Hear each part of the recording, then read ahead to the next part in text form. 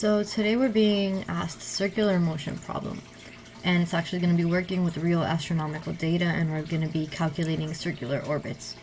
So for part A, we're being asked, what is the magnitude of the orbital velocity in meters per second of the Earth around the Sun? And for part B, we're being asked, what's the radial acceleration in meters per second of the Earth toward the Sun? And then part C, we're just being asked to repeat parts A and B for the motion of the planet Mercury.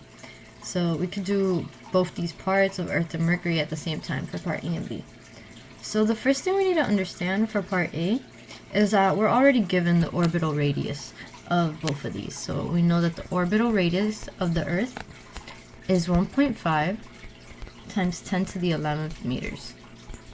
And then we're also given the orbital radius of Mercury, and that one is 5.79 times 10 to the 10th meters. So here are our orbital radii, and we're already given these values. So now the next thing that we're going to need to find the orbital velocity is the time periods of the orbit. So the orbital period of these planets.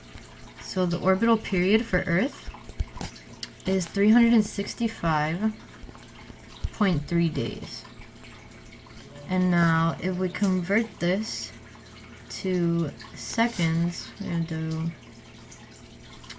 there's 365 a day, 1 day is 24 hours, and then 1 hour has over 60 minutes,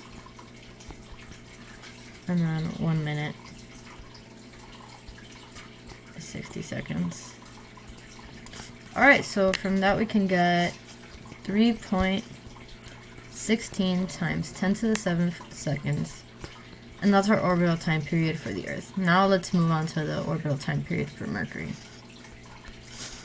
So following the same thing, the orbital period for Mercury is 8 days, and let's convert this as well.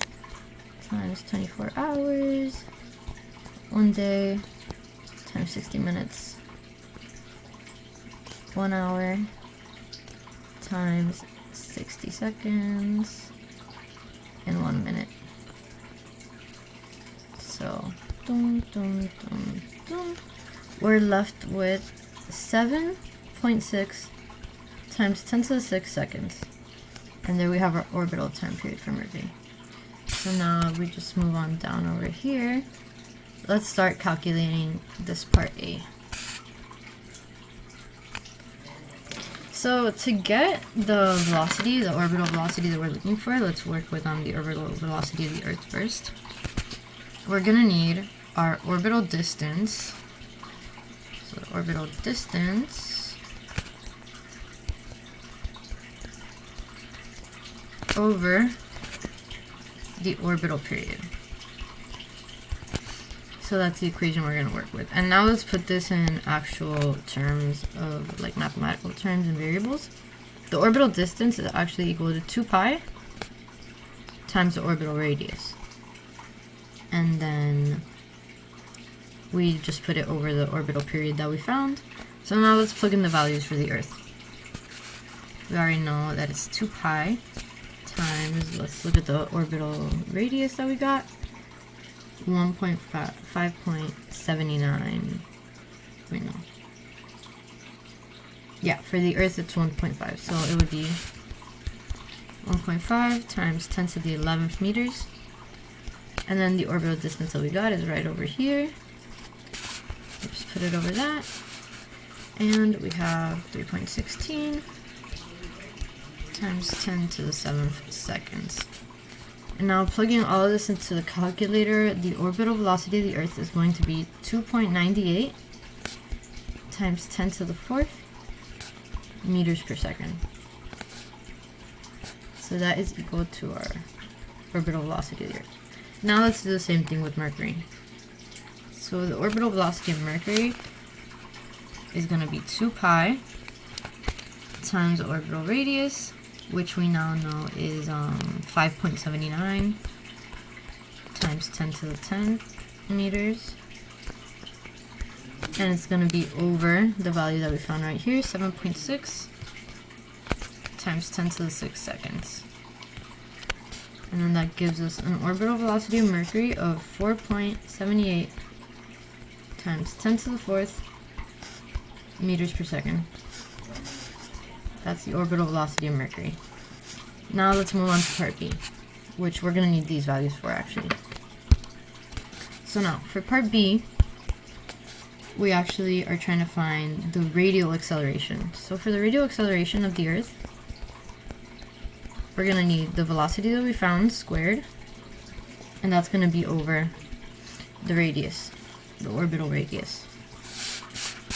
So now let's use the velocities that we found. So for the Earth, the velocity that we found was 2.98 times 10 to the 4th meters per second. And we'll go ahead and square that value. And we already have the value of the radius, which is 1.5 times 10 to the 11th meters.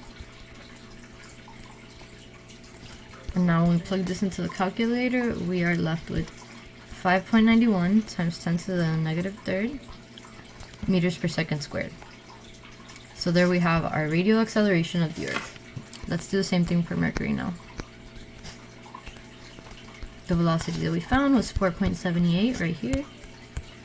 4.78 times 10 to the 4th meters per second, and we're going to square that value.